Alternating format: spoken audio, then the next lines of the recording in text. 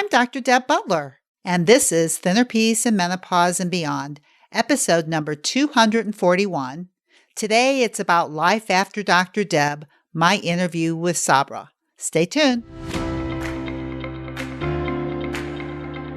Welcome to Thinner Peace and Menopause and Beyond. This is Dr. Deb Butler, Master Life and Weight Coach, and as always, your coach. If you're a woman and you're smart and you're successful and you've been struggling with weight your whole life and now menopause is making it harder than ever, and you are ready to make this the last time you ever have to go on a diet again, then this podcast is for you. Stay tuned. Hi, everybody. How are you today? Today is episode number 241, and I have a client of mine that I want to introduce you to. Now, the important thing about this, her name is Sabra, and she has actually been on my podcast a year ago, and she's back a year later to tell you about her experience of what it's like with the tools that I taught her and not working with me anymore. So, of course, this is Life After Dr. Deb series. It's with Sabra. This is episode number 241. Sit back, lay back, take a walk, take a drive, whatever it is you're doing, but listen to what Sabra has to say. And I know that she'll be as much of an inspiration to you as she was to me when I interviewed her. And hey, I'll hop back on at the end and say a few words. Sabra, welcome to my podcast. I'm so glad to have you back. Dr. Deb, it is so good to see you. This is so exciting. I have to say, seeing you live versus on one of your webinars just makes my day. So I'm so glad to be here. Yes. And so what I'm reminding people of right now is this is your second time back, and you're now on my Life After Dr. Deb series of what it's like for you after working with me. And, hint, it's pretty good because you're back. Yeah, you know what? That's a good way of looking at it. Yeah. If I'd said no, thanks, lady, I would have sent a different message. Pretty darn good. I agree. Pretty darn good. Something that's really interesting to me, the reason that I asked you is because on one of my webinars, you ended up sending me a little email telling me how wonderful the webinar was and how great you're doing and how grateful you are. And I'm going like, honey bun, you're coming back on. You're going to tell everybody what you just emailed me. I'm so happy to do that. And I'm smiling so big because I'm just so excited to be able to share what I want to share. Yeah. Okay. So why don't you tell people, if you can remember, I remember a few things. So about the very, very beginning, and I'll share it. But can you tell why you initially decided that you wanted to have a mini session with me and possibly work with me? What was going on for you? So what was going on is probably what is going on for so many of the people who listen to you faithfully, the podcast, and then end up working with you. And it was just, I had hit a wall. I had tried everything. I'm an intelligent woman. I had done research. I had read, and it just wasn't working. It wasn't translating into something that was actually doable for me. I couldn't understand any longer as well. Maybe those words that I was reading were good, but I was in a place where I was so frustrated and so upset and angry with myself that I couldn't see out of that to stop and say, listen, this is about taking care of yourself. So my perspective was completely wrong. And so I started looking for podcasts. I found yours.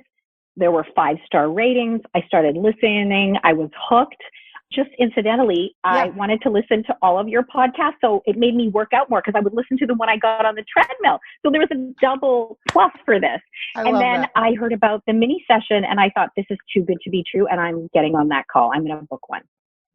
And then what happened after that? Because did we end up on too many sessions?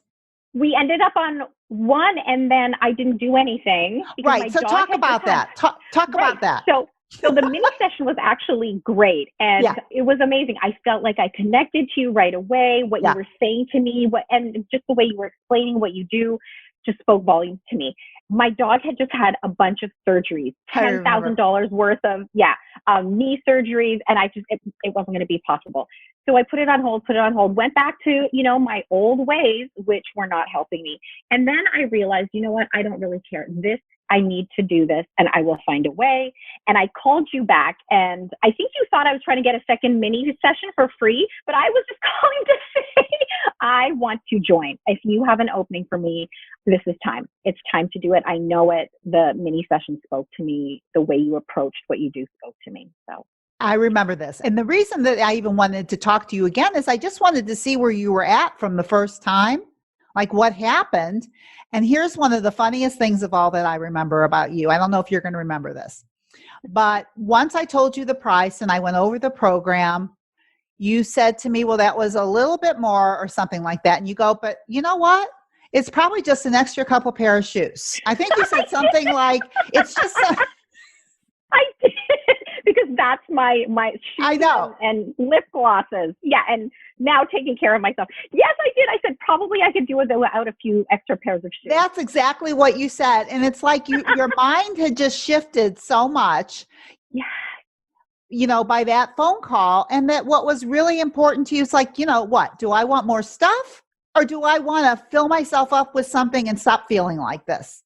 Absolutely. I think what you just said is so crucial, is that it was really a shift in the way I was thinking. And I hadn't had the ability or the possibility or whatever, or the desire to do that earlier. And just that one mini session changed everything. I remember. And I think on the first one that we did, because I know this happens to some people too, I think maybe you were thinking, well, I really don't have the money right now, my dog, this and that. And maybe like, well, maybe I could do it on my own. Oh, yeah, I absolutely did. Because I thought, I've got the podcast. What's there to do? I'll just write down food journals. I can make my own template. I have to say, when I really knew that working with you one-on-one is crucial is when our sessions actually ended. And I realized, I have to do this on my own now. But yeah, I regrouped. I looked at my toolbox. So I agree. It's working with you one-on-one was the be-all and end-all of making changes in my life for me. Wow. So can you say a little bit about be-all, end-all? Because it sounds like life-changing. Absolutely.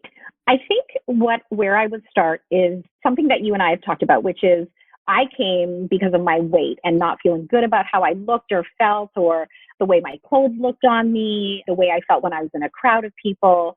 And really, it's completely shifted to something entirely different. What I've learned to focus on and what I've continued to focus on is about, this is changing the way you live your life, your approach to everything you do, your approach to how you treat yourself. So really, it's not about the weight. And I will say that since I stopped working with you, my weight has gone up and down a little bit, and I don't care. Because what I have gotten, which has been the most valuable thing, is that I have an ability now to say, I know that if this happens, I'm going to do this. Or if this is happening and I didn't expect it, I'm going to pull back and stop for a moment. And so it's not this crisis moment with me running to the pantry to eat chocolate covered almonds anymore. It's actually me having learned to sit down and just take a moment. And I know that sounds really easy. It took practice. Oh my gosh, I remember. Yeah, but you learn it. If you're dedicated to it, you're going to learn how to do that. And the first 5 times are hard, and then you crave it and you seek out that quiet calm to think through things. Right. So what I remember about you in the beginning is you had this thing about sweets. Mm-hmm. And the way that you would describe them was I mean, when you would talk about them, I mean, it wasn't, well, there was just a croissant, it was like, well, it was, and you would describe it in detail. And that's kind of the way your mind was working around food, is that you talked about it so much in your own head that it felt like if you couldn't do it, you were sort of restricting or depriving yourself, and you felt left out of all that beautiful, wonderful, gorgeous. That's kind of how you used to describe this stuff. Yep. Remember? Yep. I do. And you know what else I remember is, of course, I was waxing poetic one day about some food item. And you stopped me and you said, you love it. You love this. You love that. You love the chocolate. And you said, wait a minute. Do you love that croissant more than you love your husband, your daughter, your fill in the blank? And that gave me this guideline, this post of wait. Stop overusing the word love. And, words are so seriously powerful. And I had convinced myself, as you said, Dr. Deb, that I was losing out and I was being deprived. And that's what was making me feel the need to, whenever I saw a croissant after the one I'd missed, to just eat it because I deserve it. I had missed out on the last one. And it doesn't hold that power anymore. I love a good croissant and I eat them every now and then, but I'm done with that. It's just, that doesn't have to be the center of my day if I decide it has to be. I can say, put the croissant thoughts aside. You can take it or leave it? Take it or leave it. It's such a beautiful place to be, is it not? Oh, it is so calming. It's relaxing. I just feel like I have my life back, and being somebody who was a control freak, that was a big part of what was going on as well. And I'm not hair on fire anymore. It's calm. I can think through. Okay, so you're not hair on fire anymore, and you're not somebody who likes to control everything anymore like you used to. Mm-hmm. Okay, so Absolutely. talk a little about that, because if I remember correctly, like maybe in our first couple sessions, and this was like a year and a half ago, but what I remember is your management of your mind, of how you saw things. I can't remember if we were talking about your mother, but I think it was. Yes, absolutely. Yeah. I mean, I think that was like one of our first sessions, and all your thoughts about her and all the feelings that were inside of you, because she kind of wasn't the way you really wanted her to be and wasn't doing exactly what you wanted her to do. Right. And I think you had this freeing aha moment. I don't know if you remember it, but I do. I do. I do. Okay, so I think we remember the same thing. Here's what happened. So I was going on, and you have this amazing way, Dr. Deb, of saying, stop what you're doing and listen to yourself, and then here's what you should do instead. And you have this way of doing it where I did not feel chastised. I did not feel like a 5-year-old. I felt like a respected woman, a peer. So here's what you said. You said, you know what? Why don't you think about the good things? And also, it's up to you to decide what you want to do with who she is. You can love it or you can not love it. You can take it, you can leave it, but that's up to you. And is that what you remember? I don't know if that's what you remember. Absolutely. Absolutely. Yeah. And I just, again, it was a shift in thinking. It was a shift in how I bring the locus of control back to me, but not in a way which was, I need to govern over everybody. It was just because you can't govern over everybody. Exactly. She is her own person, and oh my goodness, she's altered my life in the best way, but I don't have control over her or anybody else. Oh, it's such good news to know that, and to accept that the control that you have, and I think this really resonated with you, is that the control where you were trying to control everybody outside of you, you learned how to control what's going on inside of you, which is totally in your domain. Absolutely. And we have such a great relationship. It's so much improved. So and is she the same? And she's the same. Exactly. Exactly. And she's probably changed a little bit, but mostly, we all are who we are, unless we're doing, this kind of work. But she actually has made some changes. Go ahead. What I think, though? I think that when you make your changes and you change the way you think, your thoughts, your feelings, and the way you act towards her, absolutely, she reacts to you in a different way because you're acting in a different way. So a lot of times that does happen. I agree. We all just want to be noticed and loved. And so probably I wasn't such a grump with her, and that felt good to her. Right, because you weren't trying to make her be different than what she was. That's right. I was just loving her for who she is and what she is. Wow. Yeah. And do you remember, so when we did the no sugar, no flour, and we went through the mind body chart, and, talk a little bit about that and then how you've taken it going further, because, the point of it is not to go without sugar and flour for the rest of your life, correct? Like you never thought that, right? No, never. Mm-hmm. I have to say that is one of the pieces, though everything I did with you really stands out. But that for me was a real turning point, because physically what happened when you recommended, you never said do it. You said I recommend it, and several of my clients do it. And if you're going to do it, Sabra, you have to book it you have to do it for a month. And I said, absolutely. And what I realized is removing those toxins, because really that's what it was doing to my body, was life altering. And we do it, as you said, in tandem with the charting. And we charted my blood pressure, all different things. That's right. Back pain, neck pain, sleep patterns. It was incredible. And I remember at one point you said to me something like, wow, your blood pressure, that's incredible. You need to go to your doctor and get off your meds. And I said, I'm not on meds. This is having removed sugar and flour from my diet that has allowed my body to actually not always be in this high alert, inflamed, angry state. And I loved it. I loved it. And even though we talked about the river of misery, I wasn't that miserable. I know I was a grouch on one of our calls. Let me interject for 1 minute, because everybody can see your personality, which is like exactly what you see. This is how it is. Yeah, However, we had our first phone call after the first week or second week of no flour, no sugar. And this personality was not there. It was the only time. You're right. You even said something. Yeah. You said, I said hello. And you said, I think I'm hearing something. You're drifting down the river. I didn't think I was. But, it was interesting that you noticed it right away. I was living with myself, so I didn't notice it. Yeah, you weren't as aware of it, but it's like, and it's really okay. And I want, that it was uncomfortable for a little bit, but another thing about you, and when I think about no flour, no sugar, is you dedicated yourself to whatever it was. I mean, this is really good for everybody that wants to work with me or is working with me, is if you have a dedication to yourself, because I believe you had 100% dedication to yourself. And whenever I asked you to do any worksheet or any assignment, it's like, yes, I'm all in. No flour, no sugar. Okay, great. I'm all in. Yeah. I mean, you were like that, and you were willing to look at everything. And I think that's why you are where you are right now. But go ahead and just talk about that a little bit. I think you are so right. And I think partly I am a teacher. I am a good student. I'm a goody two shoes. And so part of it was someone who has, knowledge, and you are working with says, let's try no flour, no sugar. I would have been all in, but I was all in because I just knew I was working with the right person. And I know this sounds like I've been paid to say these things, but I just want to gush forever.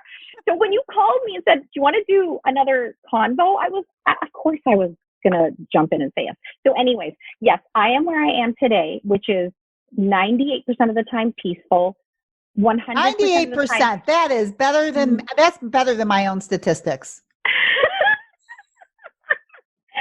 I would say 98% just forgiving and ready to say, okay, so you did that. Go chill out. Oh. It's not the end of the world. And to me, those are the big lessons that are learned. The food is an ancillary thing.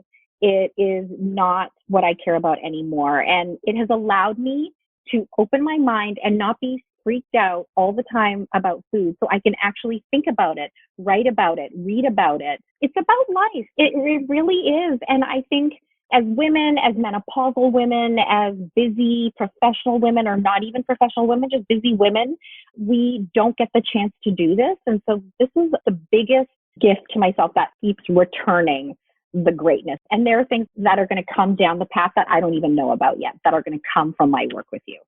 Wow. Yeah. Is all I have to say is wow, because this is why I do the work. I mean, I use food and we do it with weight.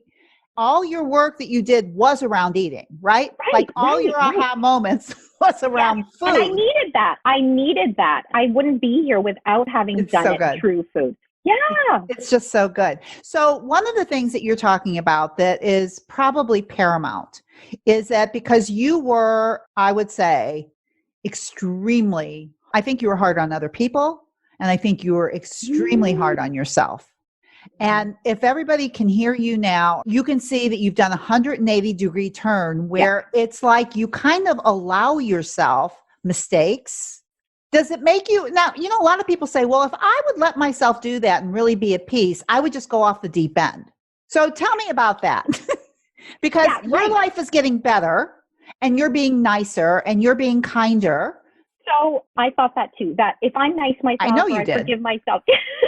And you would say, I love this classic line of yours, oh, she's pulling out the whips and chains. There she is again. It stuck with That's right. me, I and remember. I couldn't get over it. I whipped myself and I beat myself up, and I was horrible and mean to myself. You are so right. I am hard on people, on other people. I'm hard on myself.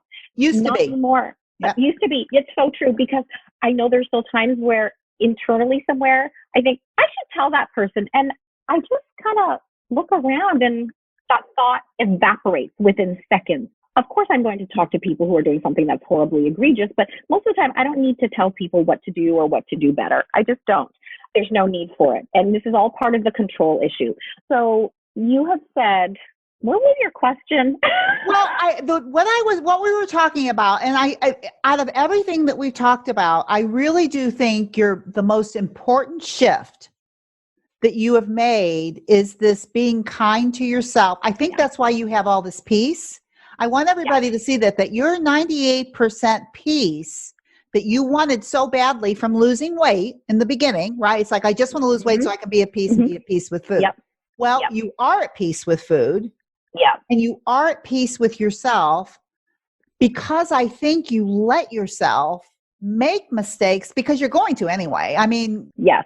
So I let myself make mistakes, or they happened, but it was, I think it was the reaction. And there's a couple of things. I had to learn to actually stop and say, okay, now calm down and cool off, because you ate cookies. And does that make you a bad person? So I started thinking about that way. No, I'm not a bad person. I really didn't hurt anybody. I didn't harm anybody. Yeah. And so again, it took some practice. And I think, and everybody has to find the thing that works for them, but I literally visualized turning away from the donut or the chips. I mean, I literally visualized myself doing that. And I've come to that. The other thing that I've learned to do is just sit for a moment and say, calm down. And I kind of shut down my thinking. I know that sounds a little bit weird, but I just suspend this thing that's happening in front of me, that's vibrating, the like, I need a cookie, I need chocolates, I need chips. That urge, that thought that's creating the urge. The urge, exactly. And again, it took a lot of practice, but you know what? If I can do it, everyone can do it. I mean, to me, the food in my life was just going to give me everything.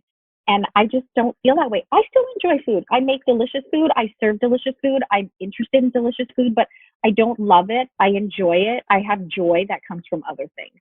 So I definitely am at peace, because it's not about food. It's about who I am and the way I live my life, and where I choose to make decisions about where I should go and whether I met the standard or not.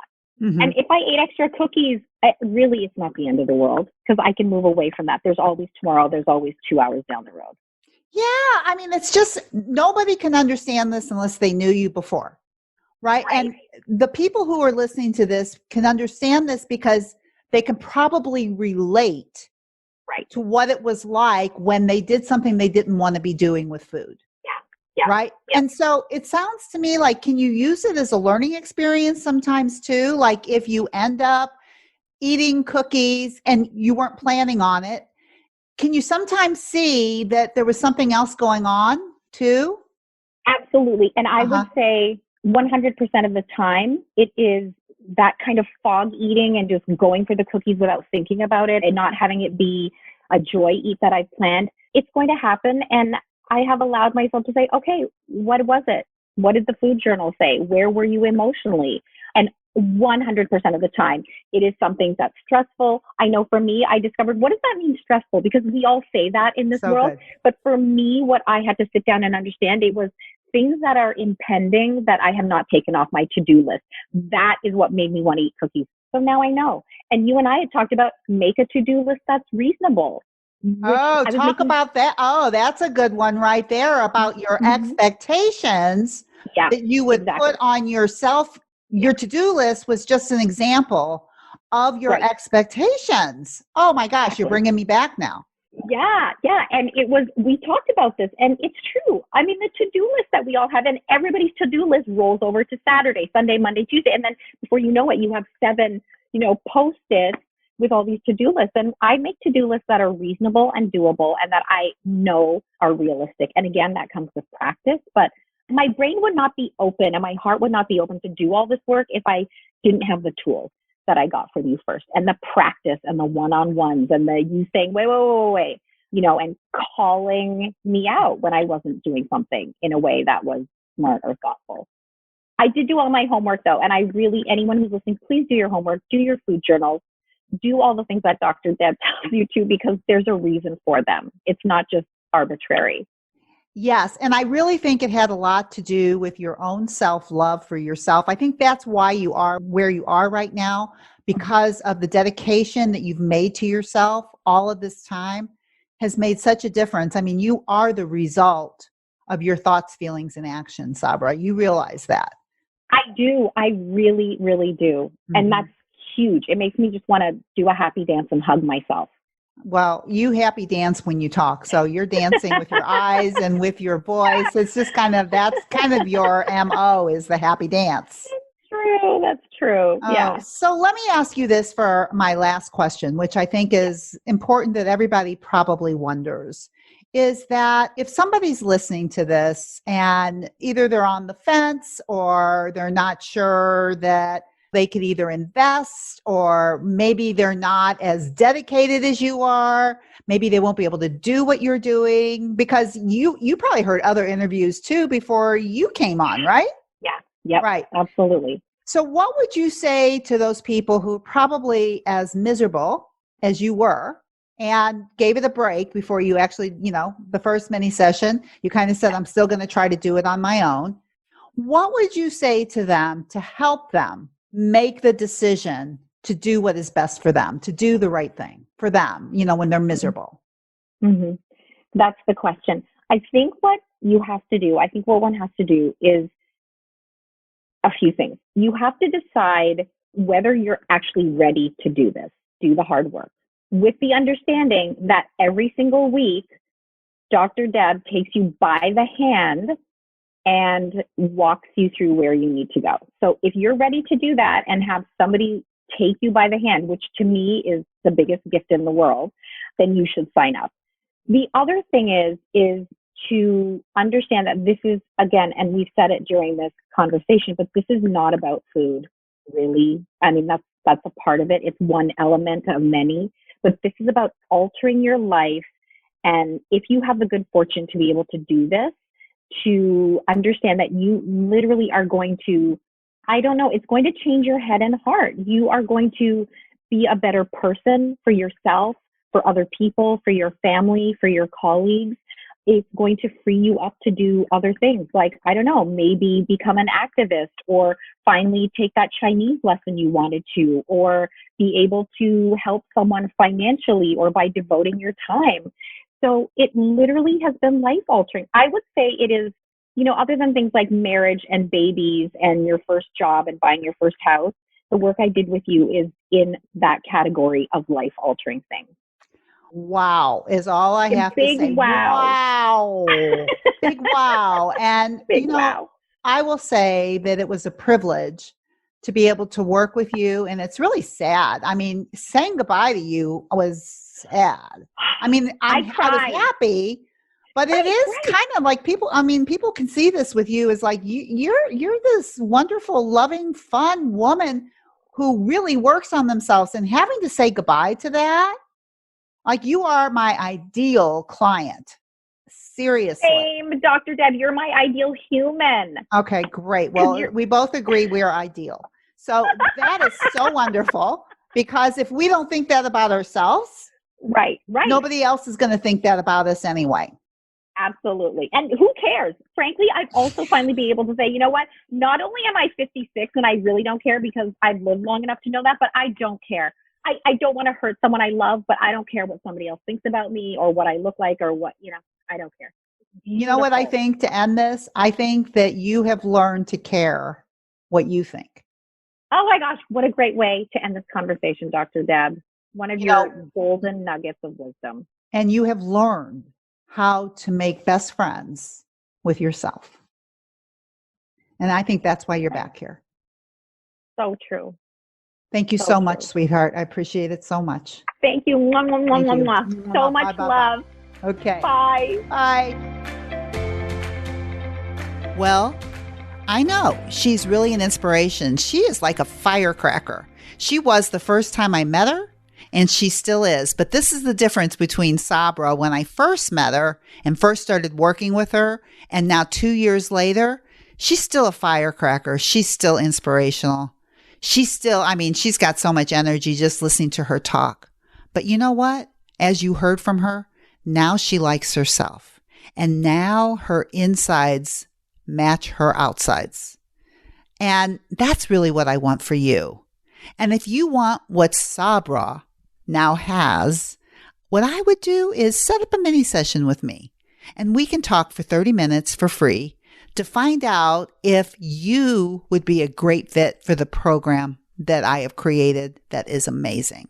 So all you have to do is go to drdebbutler.com/work with me, and you can set up an appointment. Don't hesitate. Just go do it. And as always, you know what I'm going to say. No matter what else you do this week, Sabra couldn't have said it better. I can't say it any clearer. Please, please, please be very, very kind to yourself, and I'll see you next week. Bye-bye. If you're loving my podcast and you would like some more information to be able to follow along with, then please go to drdebbutler.com/change, and you can get a free copy of my companion book that goes with this podcast that I refer to in many different episodes. That is drdebbutler.com/change, CHANGE.